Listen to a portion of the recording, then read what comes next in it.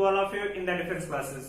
दोस्तों, आज हम फिजिक्स की लेक्चर सीरीज स्टार्ट कर रहे हैं, जिसमें हम फिजिक्स के बेसिक से स्टार्ट करेंगे कि फिजिक्स होती क्या है, और जो आपकी पहली यूनिट है यूनिट एंड मेजरमेंट, और आपको एयरफोर्स नेवी एनडीए में कितने क्वेश्चन फिजिक्स से आते हैं उसके बारे में डिस्कस करेंगे। तो दोस्तों, आप जानते हैं कि एयरफोर्स में 25 क्वेश्चन फिजिक्स के आते हैं, नेवी में भी 25 क्वेश्चन आते हैं, सेम इसी तरीके से एनडीए का भी सिलेबस होता है।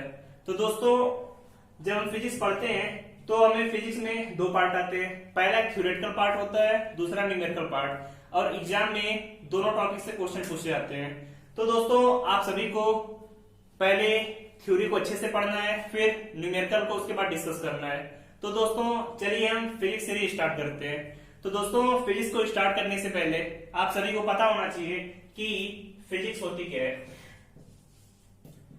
कि फिजिक्स होती क्या है। तो आप सभी ने 9th 10th 11th 12th सभी में फिजिक्स के बारे में डिटेल में डिस्कस किया होगा। तो आप सभी को एक चीज समझ में आई होगी कि जब आप फिजिक्स पढ़ते हैं तो इस नेचर में जो कुछ भी हो रहा है उसका क्या नियम है, इन सभी के बारे में तो आप पढ़ते हैं। तो फिजिक्स का मतलब क्या होता है, तो आप इसे शॉर्ट में समझ सकते हैं, study of nature and it's law.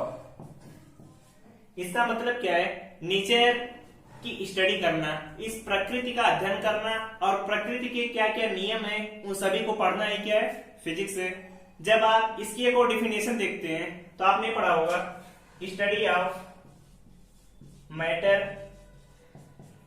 And energy, कि द्रव्य और ऊर्जा का अध्ययन करना ही फिजिक्स भौतिकी कहलाती है। आपने यही पढ़ा है। तो दोस्तों, मतलब एक ही है, स्टडी ऑफ नेचर, और जो नेचर में हर एक चीज क्या मैटर है, उसके सभी रूल को, टीएम को पढ़ना ही क्या आता है, फिजिक्स में। जैसे आप एग्जांपल के तौर पे देखें तो आप देखते हैं लाइट, जिसे हिंदी में कहते हैं प्रकाश। तो क्या प्रकाश नेचर में आप प्रकाश के बहुत सारे नियम हैं, जिसे आप सभी ने पढ़ा होगा, रिफ्लेक्शन, रिफ्रैक्शन, बहुत सारे नियम हैं। इन सभी के बारे में स्टडी करना ही क्या है, फिजिक्स। आप पढ़ते हैं उष्मा, हीट के बारे में, हीट के बारे में स्टडी करना क्या है, फिजिक्स है। आप पढ़ते हैं साउंड, ध्वनि के बारे में, तो ध्वनि के बारे में स्टडी करना क्या है, फिजिक्स। इसी तरीके से नेचर में जो कुछ भी हो रहा है उन सभी को पढ़ना, उसके नियम के बारे में स्टडी करना, यही सब क्या है, फिजिक्स है। तो दोस्तों, आप सभी को फिजिक्स समझ में आ गई कि फिजिक्स होती क्या है। अब फिजिक्स समझने के बाद जो आपको पहली यूनिट डिस्कस करनी है, पहले यूनिट का नाम है यूनिट एंड मेजरमेंट, मात्रक एवं मापन। तो पहले हम समझते हैं मात्रक क्या होते हैं, फिर मापन हम कैसे करते हैं। और दोस्तों, याद रखिएगा, मात्रक, मापन और एक चैप्टर आता है बीमा, इन सभी से हर बार एयरफोर्स में 1 से 2 क्वेश्चन आते हैं। तो पहले आप सभी नोट कर लीजिए कि फिजिक्स होती क्या है।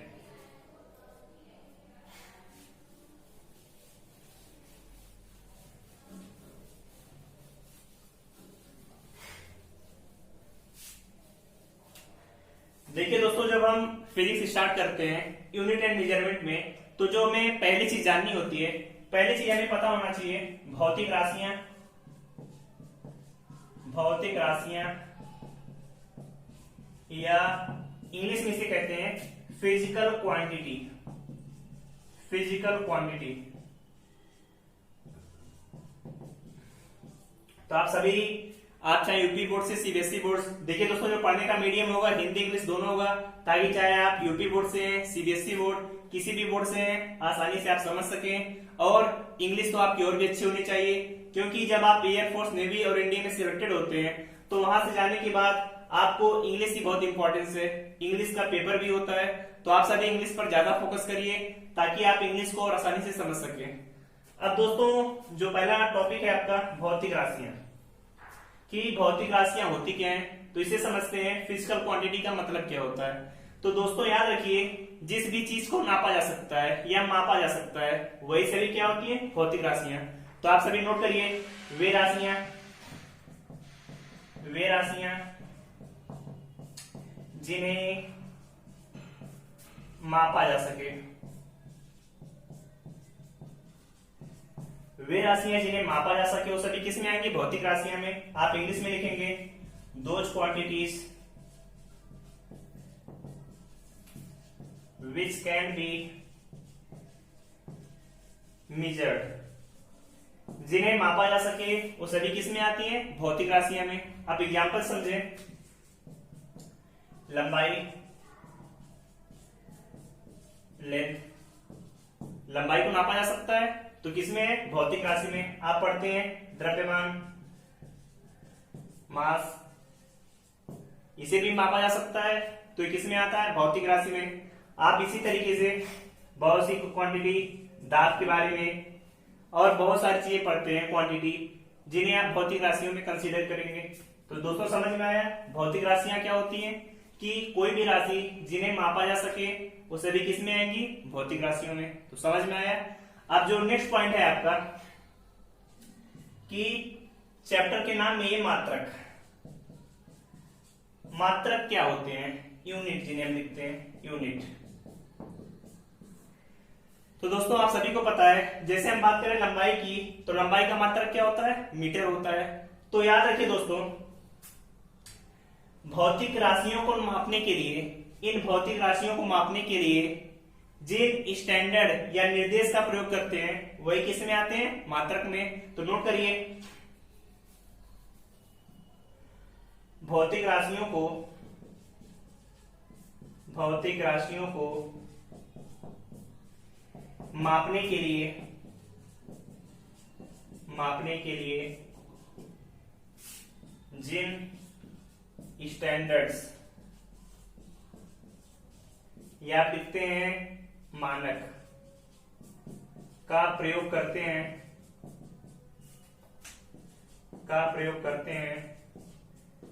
मात्रक कहलाते हैं। वही क्या होते हैं? मात्रक। जैसे आप एग्जांपल में देखिए, कहीं पर लिखा हुआ है 2 मीटर, लंबाई कहीं पर आपने मापी 2 मीटर। तो यहां पे देख रहे हैं, अगर कहीं पर सिर्फ 2 लिखा है तो इसका कुछ सेंस समझ में आ रहा है? ये तो सिर्फ एक नंबर है, कोई मतलब नहीं। लेकिन यहां पर अगर आपने 2 मीटर लिख दिया तो आपको समझ में आ जाएगा 2 मीटर क्या है? लंबाई है। तो आप देख रहे हैं मात्रक से हमें पता चलेगा कि किसी भौतिक राशि के मापने के लिए हम किन स्टैंडर्ड का प्रयोग कर रहे हैं। तो समझ में आया, जैसे लिखा है 5 किलोग्राम, तो 5 यहाँ क्या है? नंबर, किलोग्राम क्या है? मात्रक। तो आप सभी को समझ में आया कि मात्रक क्या होता है? भौतिक राशियों को मापने के लिए जिन स्टैंडर्ड का प्रयोग करते हैं वही किस में आते हैं? मात्रक में। तो समझ में आया दोस्तों, नोट करिए इसे।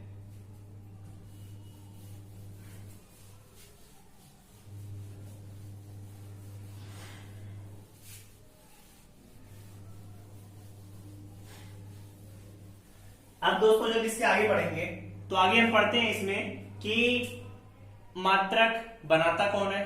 तो मात्रक जो बनाने की जो या इन्हें डिसाइड कौन करता है? तो एक इंस्टीट्यूट है जिसे आप कहते हैं संस्था, सीजीपीएम जो कॉन्फ्रेंस है ये फ्रांस में स्थित है। फ्रांस में जो डिसाइड करती है कि किसी भी चीज का मात्रक क्या होगा। आप इसकी फुल फॉर्म जानेंगे, general conference on weight and measure. ये सीजीपीएम का फुल फॉर्म होता है। जो आपसे पूछा जा सकता है कि सीजीपीएम का फुल फॉर्म क्या है, तो आपको पता होना चाहिए general conference on weight and measure. तो दोस्तों याद रहेगा। तो आप सभी को समझ में आ गया कि भौतिक राशियां क्या होती हैं, मात्रक क्या होते हैं। अब इसके बाद जो मोस्ट इंपॉर्टेंट है, आप सभी को पता होना चाहिए कि जो भौतिक राशियां होती हैं ये कितने टाइप की होती हैं। तो भौतिक राशियों, आप सभी यही डालिए, भौतिक राशियों के प्रकार, भौतिक राशियों के प्रकार, टाइप्स ऑफ फिजिकल क्वांटिटी।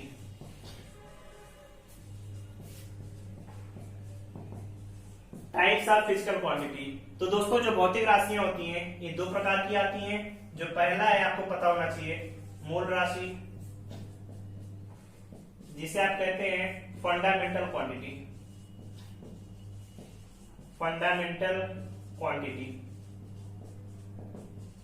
और जो सेकंड आता है, सेकंड है डिराइव्ड क्वांटिटीज, डिराइव्ड क्वांटिटी। जिसे आप हिंदी में लिखते हैं व्युत्पन्न राशियां।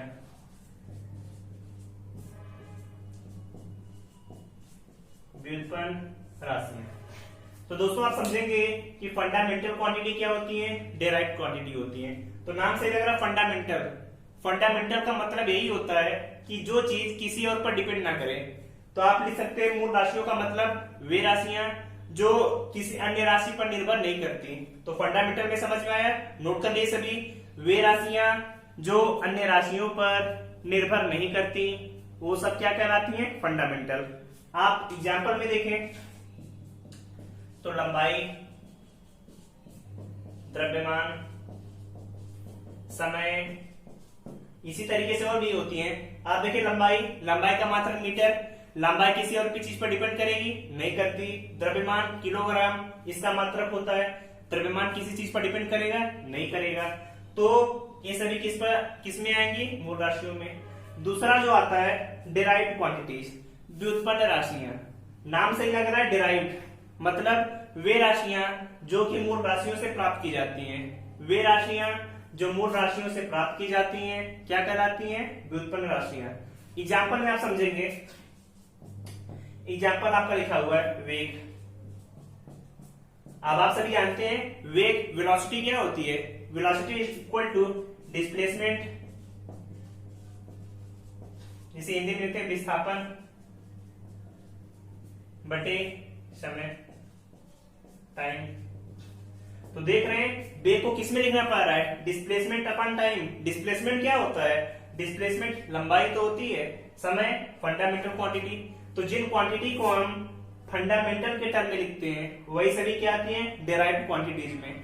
इन मूल राशियों में 7 राशियां आएंगी। 7 राशियों को छोड़कर फिजिक्स में जितना कुछ भी आता है सब के सब किस में है, डेराइव्ड क्वांटिटीज में। एग्जाम्पल में और लिख सकते हैं आप फोर्स, बल, कार्य, वर्क। इसी तरीके से जितनी भी राशियां हैं सब किस में आएंगी, डेराइव्ड क्वांटिटीज, व्युत्पन्न राशियों में। अब दोस्तों जो हमें डिटेल में पढ़ना है, अब हमें डिटेल में पढ़ना है कि फंडामेंटल क्वांटिटी क्या होती है। इन्हीं पर पूरी फिजिक्स आपकी बेस्ड है, फंडामेंटल क्वांटिटी और डेराइव्ड क्वांटिटीज पे। तो आप सभी चलिए हेडिंग डालिए, फंडामेंटल क्वांटिटी, मूल राशियां।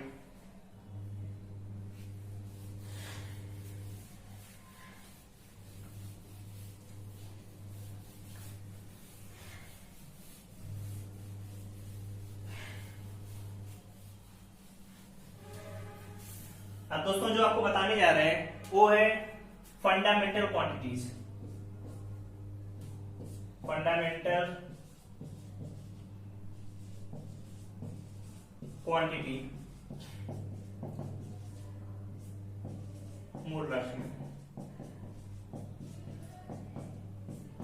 डेफिनेशन तो हमने आपको बता दी कि वे राशियां जो किसी अन्य राशि पर निर्भर नहीं करती मूल राशियां कहलाती हैं। जिन्हें डेफिनेशन पता नहीं होगा सभी डेफिनेशन नोट कर लीजिएगा कि फंडामेंटल क्वांटिटी क्या होती है। अब आपको बताते हैं फिजिक्स में कौन कौन सी 7 फंडामेंटल क्वांटिटियां होती हैं। उसके अलावा 2 कॉम्प्लीमेंट्री क्वांटिटी होती हैं, प्लस उनके मात्रक क्या होते हैं, उनकी विमाएं कैसे उन्हें लिखा जाता है। तो आप चलिए नोट करिए, मूल राशियां। एक टेबल बनाइए आप सभी, उसके यहाँ पे मूल मात्रक और इधर उसकी डायमेंशन, जिसे हिंदी में कहेंगे विमाएं। इसे लिखेंगे फंडामेंटल यूनिट।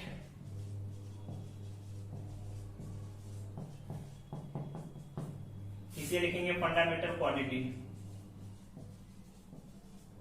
Fundamental quantity.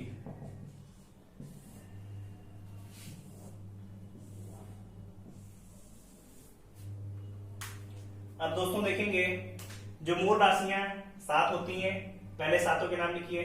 पहली जो आती है लेंथ, लंबाई,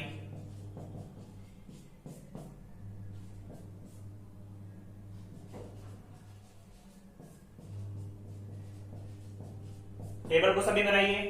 लंबाई, द्रव्यमान, थर्ड आता है टाइम, समय,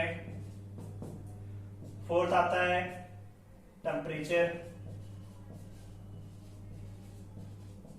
जिसे आप लिखते हैं ताप। फिर विद्युत धारा, इसे लिखते हैं electric current, electric current. Six आता है ज्योति तीव्रता, ल्यूमिनस इंटेंसिटी, हिंदी में इसे कहते हैं ज्योति तीव्रता। और सातवां आता है पदार्थ की मात्रा, अमाउंट ऑफ सब्सटेंस, इसे लिखते हैं पदार्थ की मात्रा।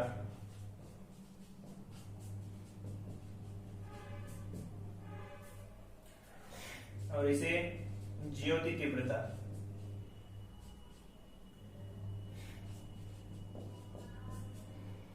आप देखिए, इसे देखेंगे कि लंबाई का मात्रक क्या होगा, तो सभी को पता होना चाहिए। लंबाई का मात्रक मीटर, द्रव्यमान का मात्रक किलोग्राम, केजी। तीसरा टाइम, समय का मात्रक सेकंड। टेम्परेचर, ताप का मात्रक केल्विन।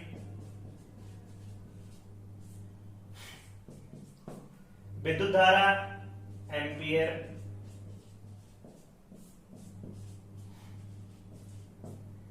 ज्योति तीव्रता का मात्रक कैंडिला, लिखते हैं सीडी से। पदार्थ की मात्रा मोल। आप देखेंगे दोस्तों डायमेंशन में से कैसे लिखेंगे, तो याद रखिएगा मीटर को हमेशा एल से लिखेंगे, द्रव्यमान को एम से, सेकेंड को टी से, केल्विन को के से या थीटा से भी लिखा रहता है, एम्पियर को ए से, कैंडिला को सीडी से, पदार्थ की मात्रा एमओएल। इनमें से जो मेन इंपॉर्टेंट है ये ऊपर की 5, जिनसे हम सभी डायमेंशन को हमेशा लिखते हैं, इन्हीं 5 की हेल्प से आपको सभी को लिखना होता है। तो दोस्तों इसे नोट करिए इस टेबल को। और ये 7 फंडामेंटल क्वांटिटी, इनकी डायमेंशन का सिंबल क्या होता है, आप सभी को अच्छे से याद होना चाहिए।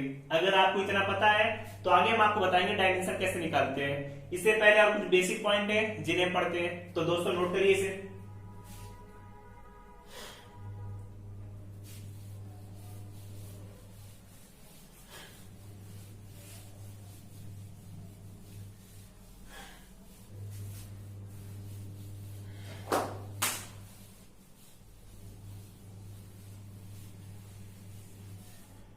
अब दोस्तों जो इसके आगे पढ़ेंगे, इसके आगे हमें पढ़ना है कि मेजरमेंट के कितने सिस्टम होते हैं। तो आप सभी को पढ़िए, लिखिए मेजरमेंट सिस्टम।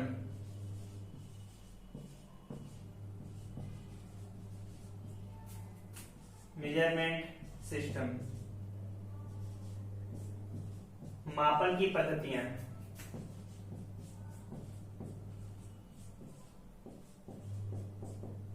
कि कितने सिस्टम में मेजरमेंट करते हैं, तो आप सभी ने पहला पढ़ा होगा एमकेएस सिस्टम।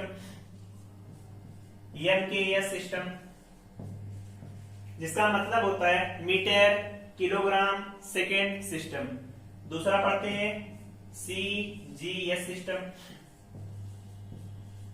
जिसका मतलब होता है centimetre gram second system. Third पढ़ते हैं हम एफपीएस सिस्टम, जिसका मतलब होता है फुट पाउंड सेकेंड सिस्टम। तो आप सभी को फुट पाउंड सेकेंड सिस्टम के बारे में पता होना चाहिए कि एमकेएस सिस्टम क्या होता है, सीजीएस सिस्टम क्या होता है। और जो बेसिकली हम यूज करते हैं एमकेएस सिस्टम ही यूज करेंगे। जहां पर हमें जितना पढ़ना है हम हमेशा MKS system metre kilogram second में यूज करेंगे। बाकी अगर क्वेश्चन एफपीएस सीजीएस में दिया है तो हमें बदलना आना चाहिए कि हम इन्हें आपस में इंटरचेंज कैसे कर सकते हैं। तो दोस्तों हम देखेंगे अभी कि हम कैसे आसानी से पाउंड से ग्राम में, फुट से सेंटीमीटर में चेंज कैसे कर सकते हैं। तो दोस्तों इसे पहले नोट करिए, फिर आगे डिस्कस करते हैं।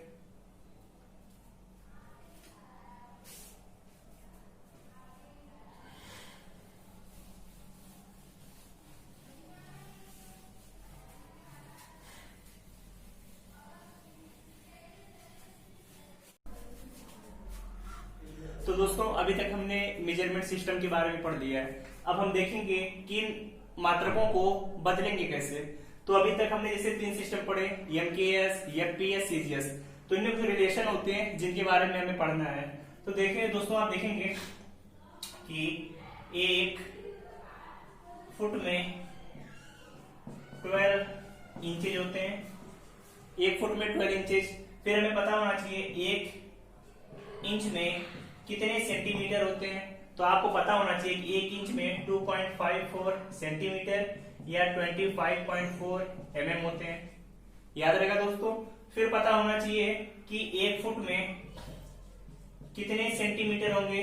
आपको पता है 1 इंच में 2.54 सेंटीमीटर और 1 फुट में 12 इंच है। तो इन दोनों का मल्टीप्लाई करेंगे तो आपकी जो वैल्यू आएगी 30.48 सेंटीमीटर के इक्वल आएगी।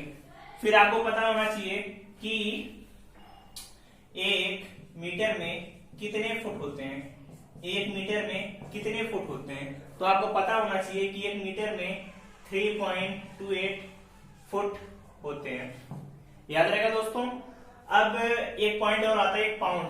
1 पाउंड में कितने किलोग्राम होते हैं। तो याद रखिएगा दोस्तों 0.453 किलोग्राम या 453 ग्राम। ये तो दोस्तों मेजरमेंट सिस्टम के बारे में था कि आपस में कैसे बदलेंगे। इनकी भी जरूरत कभी आपको क्वेश्चन में पड़ सकती है, तो इन्हें आप सभी याद रखिएगा। अब आगे आप पढ़ेंगे कि जैसे 1 मीटर में 100 सेंटीमीटर होते हैं, तो आप इसे निकालते कैसे हैं। कैसे कोई आपसे पूछ दे कि 1 किलोमीटर में कितने mm होगा, 1 डेकामीटर में कितने mm होंगे, तो उसके बारे में आपको तरीका बता रहे हैं जिससे आप तुरंत 10 सेकंड में आप उसका आंसर बता सकते हैं। तो देखिए दोस्तों कैसे करेंगे। तो उसके लिए याद रखिएगा दोस्तों, किलोमीटर,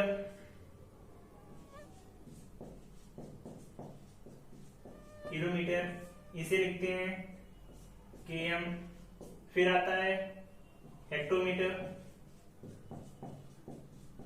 जिसे आप लिखते हैं HM से।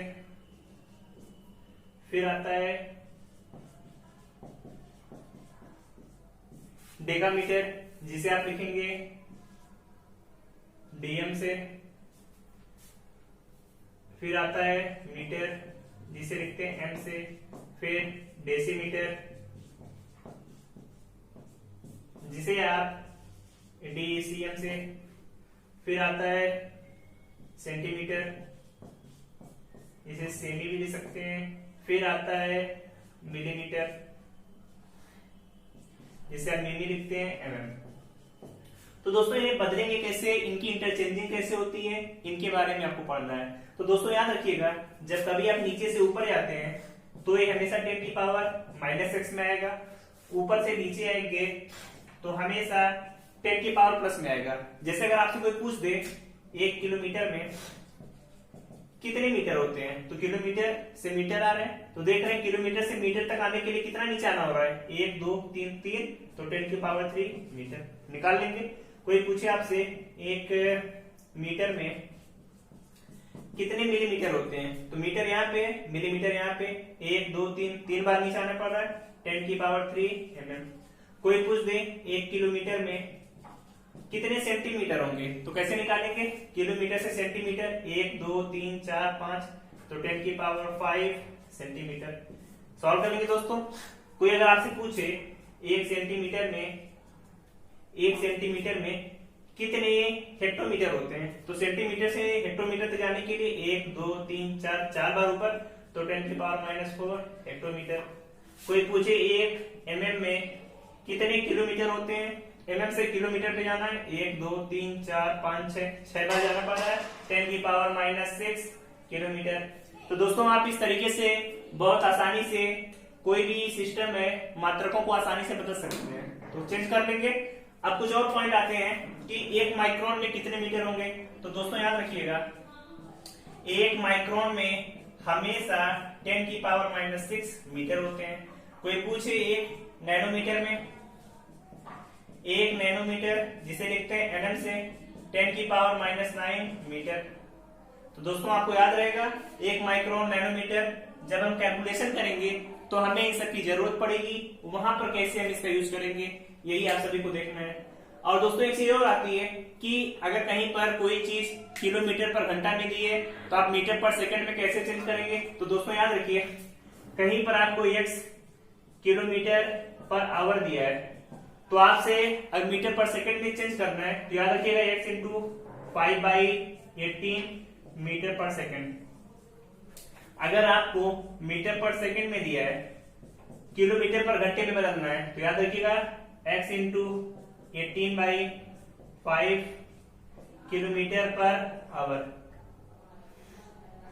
ये वैल्यू दोस्तों याद रखिएगा, इसकी हेल्प से आप बहुत आसानी से कन्वर्जन कर सकते हैं और आंसर निकाल सकते हैं। इन सब के अलावा दोस्तों कुछ और छोटे छोटे पॉइंट होते हैं जिनके बारे में आपको पता होना चाहिए।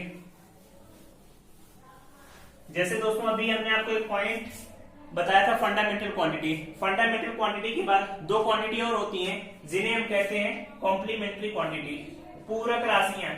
कॉम्प्लीमेंट्री क्वांटिटी, कॉम्प्लीमेंट्री क्वांटिटी क्या होती है, उनकी वैल्यू हमें निकालनी है। तो दोस्तों याद रखिएगा, कॉम्प्लीमेंट्री क्वांटिटी में दो चीजें आती हैं। पहला कोण, जिसे लिखते हैं एंगल। दूसरा आता है पहला कोण, दूसरा घन कोण, जिसे लिखते हैं सॉलिड एंगल। Solid angle. कोण की जो यूनिट होती है ये हमेशा होती है क्या, रेडियन। कोण की यूनिट होती है रेडियन। घन कोण की यूनिट होती है स्टेरेडियन। आपको इसी की वैल्यू निकालनी होती है। तो आप सभी जानते हैं जो कोण होता है, कोण की वैल्यू कैसे निकालते हैं।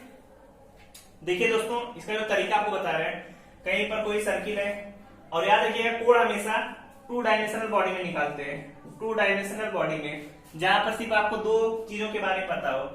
कोई सर्किल है, सेंटर O है, यहां से कोई हमने आर्क लगाया जिसकी लंबाई डेल्टा एल है, रेडियस r है, और एक कोण थीटा है। तो ये जो कोण थीटा होगा, कोण equal to theta equal to arc upon radius. R कितना है, डेल्टा एल, रेडियस कितनी है, आर। तो कोण की वैल्यू आती है R by radius delta L by R. और जो घन कोण निकालते हैं ये हमेशा 3D बॉडी में निकालते हैं। 3D बॉडी का मतलब 3 डायमेंशनल बॉडी में, त्रिविमीय बॉडी में। अब देखिए इसकी वैल्यू कैसे निकालते हैं, इसके बारे में देखेंगे। सपोज करिए दोस्तों, कोई एक कागज का टुकड़ा है या कोई एक बॉडी सपोज करिए 3D बॉडी है जिसके बारे में, तो सपोज करिए हमारा कोई पॉइंट है। अगर इस पॉइंट से इन दोनों पॉइंटों को मिला है, इस लाइन को, कोई कोण बन रहा है, इससे इन दोनों को मिला है, कोई कोण बन रहा है, इससे इसको मिला है, तो कोई एंगल बन रहा है। दोस्तों जब इस एंगल को हम किसी स्फीयर मतलब किसी गोले पर ड्रॉ करते हैं तो जो इसकी परछाई बनती है, जो इसकी परछाई बनती है 3D बॉडी पे, तो जो एंगल होगा वही घन कोण में आता है। और वैल्यू इसके निकालते कैसे हैं, याद रखिएगा दोस्तों, जो इसका थीटा होगा ये होगा क्षेत्रफल डेल्टा ए बटे आर स्क्वायर। क्षेत्रफल बटे आर स्क्वायर। आप जानते हैं गोले का क्षेत्रफल कितना होगा, हमेशा 4 pi r square. R square cut जाएगा 4 पाई। तो याद रहेगा दोस्तों, घन कोण का मात्रक स्टेरेडियन होता है और गोले के लिए इसकी वैल्यू 4 पाई होती है, कोण की value delta L by R. तो दोस्तों ये आज आपका पहला बेसिक लेक्चर था जिसमें हमने मेजरमेंट सिस्टम के बारे में, कैसे मात्रकों को बदलते हैं, उनके बारे में सीख लिया। अब हम जब नेक्स्ट लेक्चर में डिस्कस करेंगे तो हम डिस्कस करेंगे कि सिग्निफिकेंट फिगर, सार्थक अंक के बारे में, और एक पॉइंट आता है एरर, कि एरर कैसे निकालते हैं। तो नेक्स्ट लेक्चर में हम इन सभी के बारे में डिस्कस करेंगे। तो दोस्तों आप चैनल को लाइक करिए, शेयर करिए, सब्सक्राइब करिए, अच्छे से पढ़ते रहिए दोस्तों। Thank you, all the best, bye bye.